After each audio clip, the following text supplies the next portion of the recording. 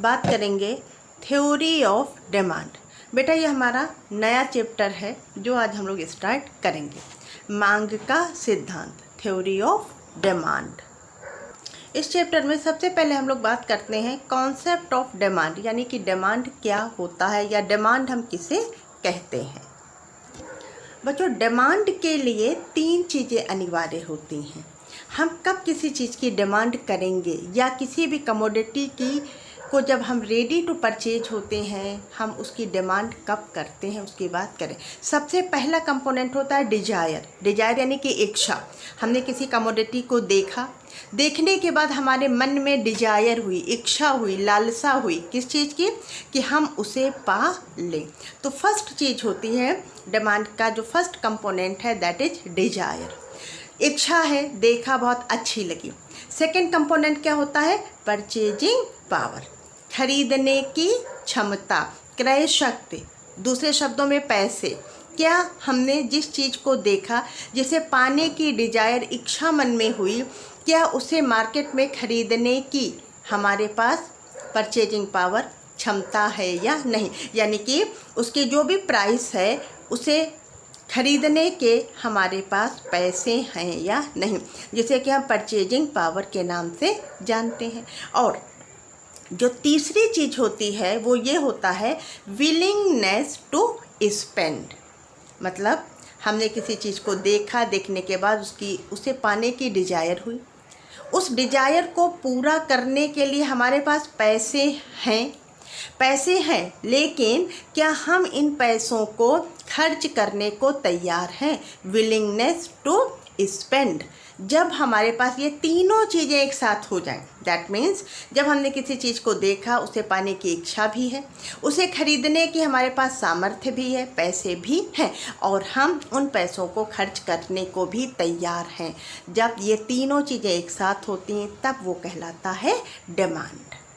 तो हम डिमांड को कैसे डिफाइन करेंगे, बताएंगे कि demand for a commodity is the desire to buy a commodity with sufficient purchasing power and the willingness to spend, यानी कि जिसमें ये तीनों चीज़ें हों, इच्छा भी हो, खरीदने की सामर्थ्य भी है, और हम खरीदने को तैयार भी हैं, तब वो कहलाएगी डिमांड। उदाहरण के तौर पर मैं बाज़ार गई, मैंने एक पेन देखा, मुझे बहुत अच्छा लगा, मेरे मन में इच्छा हुई कि मैं इसे परचेज कर लूँ। फिर मैंने अपनी पर्स खोल कर देखा, उस पेन की कीमत थी 100 रुपये। मेरी पर्स में 100 रुपये हैं, यानी कि ये भी है, ये भी है। अब जो तीसरी चीज़ है कि क्या मैं 100 रुपये खर्च करके पेन खरीदने को तैयार हूँ। अगर मैं खर्च करने को तैयार हूँ तो तुरंत मैं अपनी पर्स से 100 रुपये का नोट निकालूंगी, दुकानदार को दूंगी, और दुकानदार बदले में मुझे पेन दे देगा। तो ये कहलाता है डिमांड फॉर अ पेन, यानी कि हमने उस पेन की डिमांड की। क्यों? क्योंकि वो मुझे अच्छा लगा, उसे खरीदने के लिए मेरे पास पैसे भी थे, और पैसे होने के साथ साथ मैं खर्च करने को भी तैयार हूँ, तब ये कहलाएगी डिमांड। और अगर इनमें से कोई एक भी कम है तो वो डिमांड नहीं होगी। फॉर एग्जांपल, डिजायर हुई, पैसे भी हैं, लेकिन हम खर्च करने को तैयार नहीं हैं। क्यों नहीं हैं? क्योंकि आप पढ़ चुके हैं लिमिटेड रिसोर्स है, इनकम लिमिटेड होता है। हमें लग रहा है इस पेन के बजाय मैं अपने बच्चे की स्कूल बुक्स खरीद लूँ, मेरे पास लिमिटेड पैसे हैं, 100 रुपये ही हैं। 100 रुपये में अगर मैंने ये पेन खरीद लिया अपने लिए तो मैं अपने बच्चे की किताब नहीं खरीद पाऊँगी। अगर मुझे लगता है नहीं वो ज़्यादा इम्पॉर्टेंट है तो मैं पेन के लिए विलिंगनेस नहीं शो करूँगी, यानी कि मैं पेन नहीं खरीदूँगी, तो डिमांड नहीं होगी। और डिमांड के बाद अब हम बात करते हैं बेटा, डिमांड के अलावा एक और टर्म होता है क्वांटिटी डिमांडेड। तो इन दोनों में डिफरेंस किया जाता है। आप देखिए, आपके सामने एक शेड्यूल है, कॉलम नंबर 1 में PX, price of commodity X, और दूसरे कॉलम में quantity of commodity X, QX, price रुपए में रिप्रेजेंट की गई है और क्वांटिटी यूनिट्स में, यानी कि इस कॉलम में प्राइस है, प्राइस 1 रुपये है, तब X कमोडिटी की मैं 8 यूनिट्स परचेज करने को तैयार हूँ। प्राइस आपकी 1 रुपये से बढ़कर 2 रुपये हुई, फिर 3 रुपये हुई, फिर 4 रुपये हुई। जैसे जैसे प्राइस बढ़ी है कंजम्पशन पर क्या असर पड़ रहा है। जो यूनिट्स में रेडी टू परचेज थी, पहले 8 यूनिट्स थी, प्राइस जैसे ही बढ़ी 2 रुपये, वैसे ही मैंने कंजम्पशन घटा दिया। फिर प्राइस और बढ़ी, 2 रुपये से बढ़कर 3 रुपये हुई, कंज्यूमर ने अपना कंजम्पशन घटाकर 4 यूनिट कर दिया। प्राइस 3 रुपये से बढ़कर 4 रुपये हुई और बढ़े, कंज्यूमर ने अपने कंजम्पशन को, डिमांड को 4 यूनिट से घटाकर 2 यूनिट कर दिया। तो यहाँ आप देख रहे हैं, यहाँ पर वेरियस प्राइसेस पर वेरियस क्वांटिटीज शो की गई हैं और इन दोनों के बीच में निगेटिव रिलेशन दिखाया जा रहा है। यानी कि निगेटिव रिलेशन का मतलब क्या होता है कि ये जो हमारे 2 वेरिएबल हैं, एक क्या है प्राइस और दूसरा क्या है क्वांटिटी, इन दोनों में जब अपोजिट डायरेक्शन में चेंज होता है, अपोजिट डायरेक्शन यानी कि एक वेरिएबल ऊपर जा रहा हो और दूसरा वेरिएबल नीचे आ रहा हो, प्राइस लगातार क्या हो रही, ऊपर जा रही, that means price is increasing and quantity is decreasing, तो ये कहलाता है नेगेटिव रिलेशन। तो आप देख सकते हैं यहाँ पर कि वेरियस प्राइसेस पर जो वेरियस क्वांटिटीज परचेज की गई हैं, इस पूरी की पूरी शेड्यूल को हम कहते हैं डिमांड। और जब हम इस पूरी शेड्यूल के किसी एक पर्टिकुलर पॉइंट की बात करें, यानी कि मैं कहूँ कि जब प्राइस 2 रुपये है, that at that time when price is ₹2, consumer is ready to purchase 6 units of commodity X, ये कहलाता है क्वांटिटी डिमांडेड। मतलब डिमांड का मतलब वो विभिन्न कीमतों पर कंज्यूमर द्वारा डिमांड की गई विभिन्न मात्राएं, और क्वांटिटी डिमांडेड का मतलब क्या हुआ, एक पर्टिकुलर कीमत पर, वो 1 रुपये हो सकती है, 2 हो सकती है, 3 रुपये हो सकती है, 4 रुपये, कुछ भी हो सकती है, उस विशेष कीमत 4 रुपये पर कंज्यूमर जो कुछ रेडी टू परचेज है वो कहलाता है क्वांटिटी डिमांडेड। डेफिनेशन के रूप में बेटा डिमांड का मतलब क्या हुआ, demand refers to different possible quantities, कभी 8 है, कभी 6 है, कभी 4 है, कभी 2 है, तो ये क्या है, different possible quantities of a commodity that the consumer is ready to buy at different possible prices. Different prices पर जो डिफरेंट क्वांटिटीज परचेज की जा रही हैं, वेरियस प्राइसेस पर वेरियस क्वांटिटीज, यानी कि पूरी शेड्यूल के बाद जब हम करेंगे तो वो क्या हुआ, डिमांड। और क्वांटिटी डिमांडेड का मतलब क्या हुआ, कैसे डिफाइन करेंगे, हम लिखेंगे कि quantity demanded refers to a specific quantity, कोई एक विशेष कीमत, क्वांटिटी, विशेष क्वांटिटी क्या है, 6 यूनिट है, कब है, इस विशेष कीमत 2 रुपये पर, अगर कीमत 2 रुपये होगी तभी कंज्यूमर ये 6 यूनिट खरीदेगा। तो जब हम किसी एक पर्टिकुलर की बात करेंगे तो वो हो गया क्वांटिटी डिमांडेड। बच्चों अब हम बात करेंगे कि डिमांड शेड्यूल, मांग तालिका क्या होती है। तालिका है यानी शेड्यूल है, तो शेड्यूल का मतलब क्या हुआ, कोई एक टेबल है।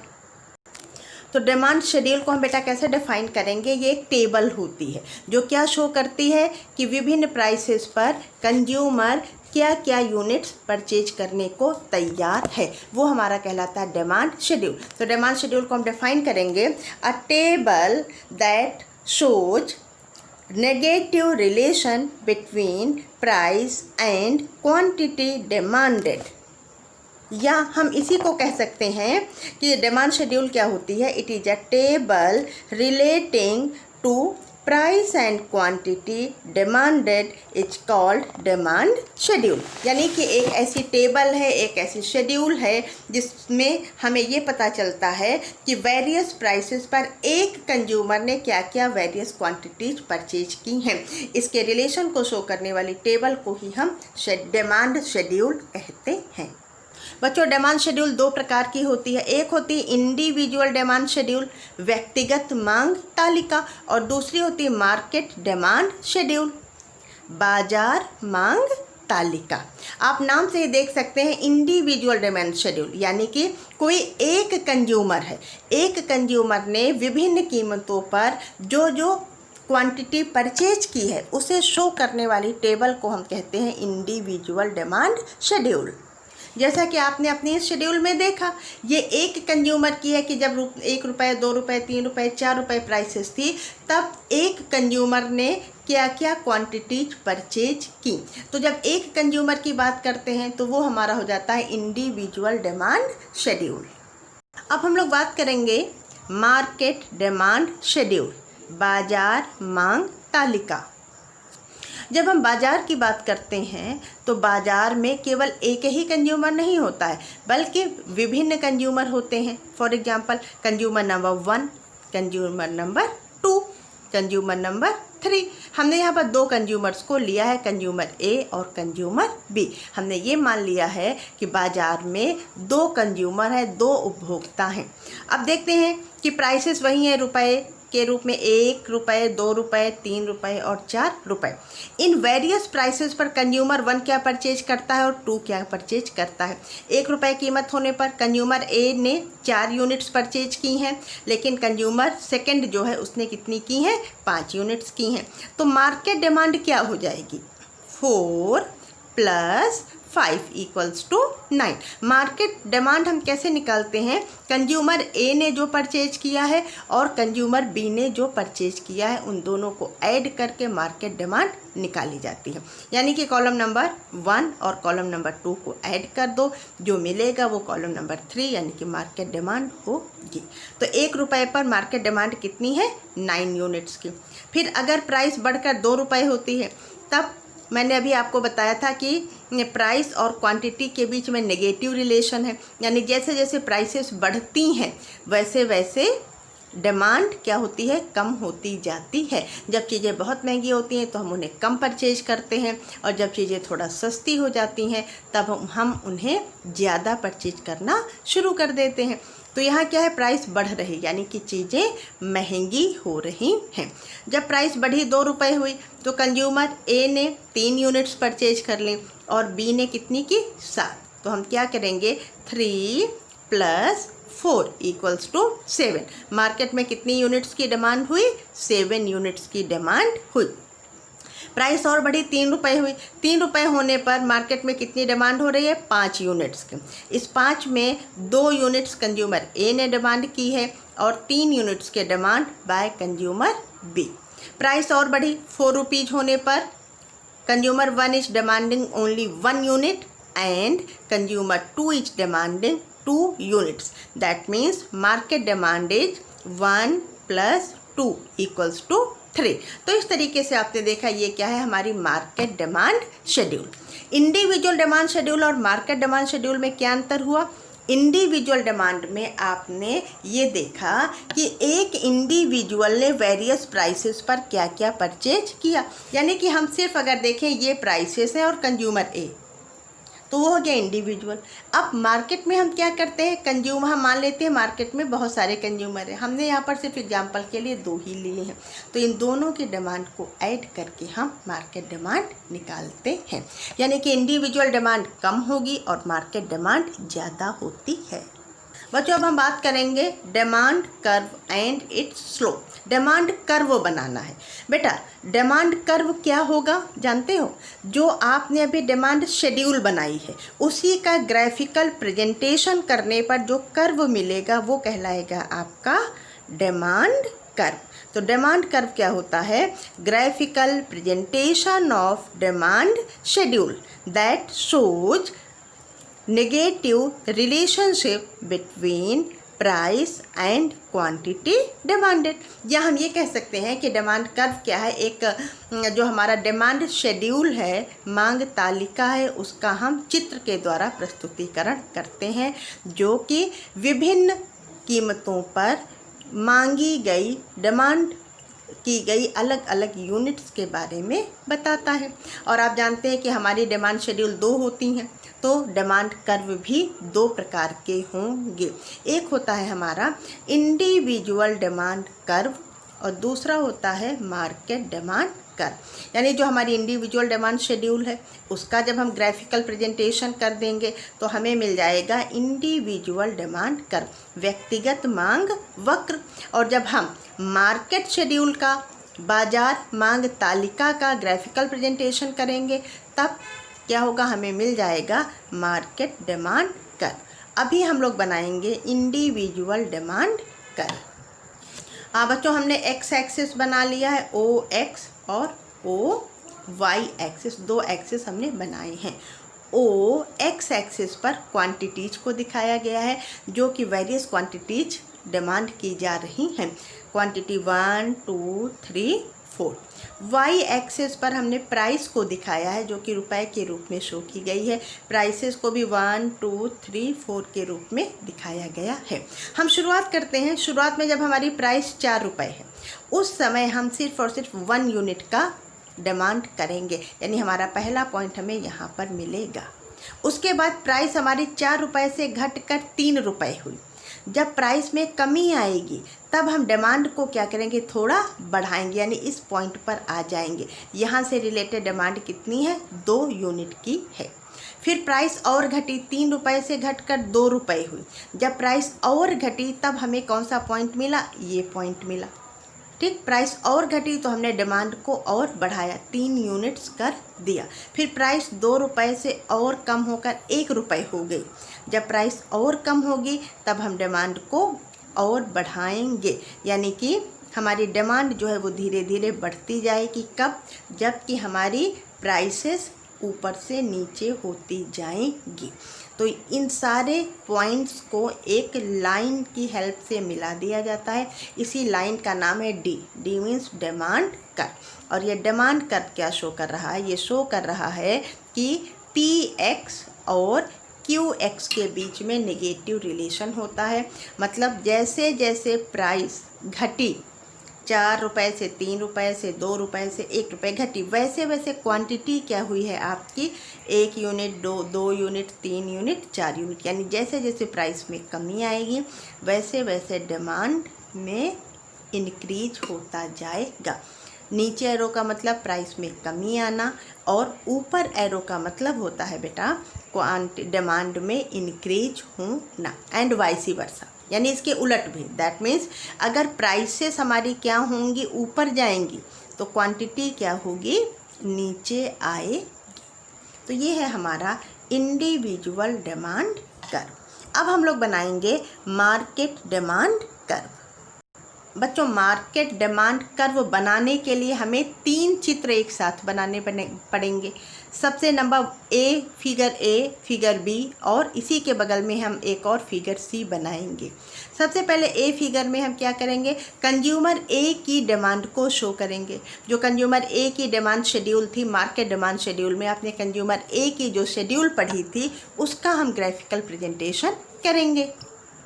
बच्चों ये हमारी मार्केट डिमांड शेड्यूल थी, ये वेरियस प्राइसेस थी 1 2 3 4। इन पर कंज्यूमर ए की डिमांड क्या थी, 4 3 2 1 और बी की क्या थी, 5 4 3 2। तो हम इन दोनों का डिमांड कर्व बनाएंगे और दोनों का डिमांड कर्व बनाने के बाद हम एक मार्केट डिमांड कर्व बनाएंगे जो कि इन दोनों के एडिशन के रूप में दिखाया जाएगा।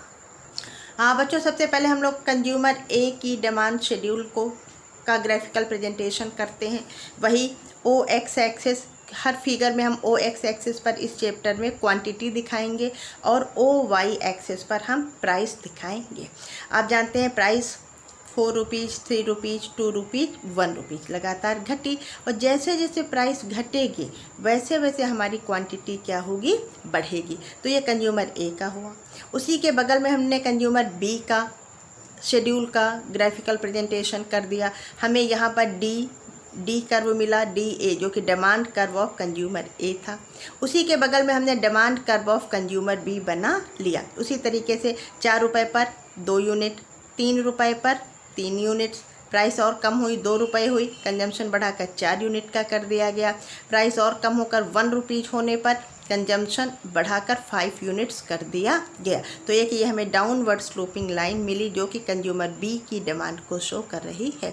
अब क्या करेंगे, इन दोनों को ऐड करेंगे, यानी कि जब 4 रुपये प्राइस है तो इस 4 रुपये पर कंज्यूमर ए ने 1 यूनिट का डिमांड किया था और कंज्यूमर बी ने इसी 4 रुपये पर 2 यूनिट्स का डिमांड किया था। तो हम जो मार्केट डिमांड बनाएंगे उसमें इस 1 और इस 2 को ऐड कर देंगे, यानी कि 3 यूनिट्स शो की जाएगी।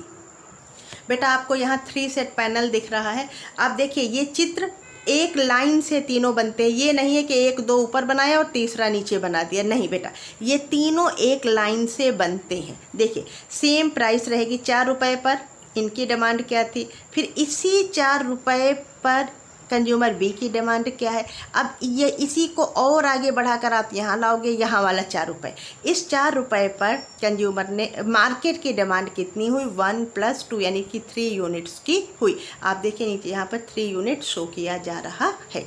उसके बाद प्राइस हमारी 4 रुपीज़ से घटकर जब 3 रुपीज़ हुई, कंज्यूमर ए ने 3 रुपीज़ पर कितनी डिमांड की है, 2 यूनिट्स की। कंज्यूमर बी ने कितनी डिमांड की है, 3 यूनिट्स को। तो हम क्या करेंगे, ये 2 + 3 यानी कि 5 यूनिट्स हम यहाँ शो करेंगे। यहाँ 5 यूनिट्स शो की जा रही हैं। प्राइस और कम हुई, 2 रुपीज़ हुई। 2 रुपीज़ होने पर कंज्यूमर ए ने कितनी डिमांड की है, 3 यूनिट्स की। और इसी प्राइस 2 रुपीज़ पे कंज्यूमर बी ने 4 यूनिट की डिमांड की। तो 3 + 4 = 7। तो इस तरीके से ये 3 सेट ऑफ डायग्राम बनता है।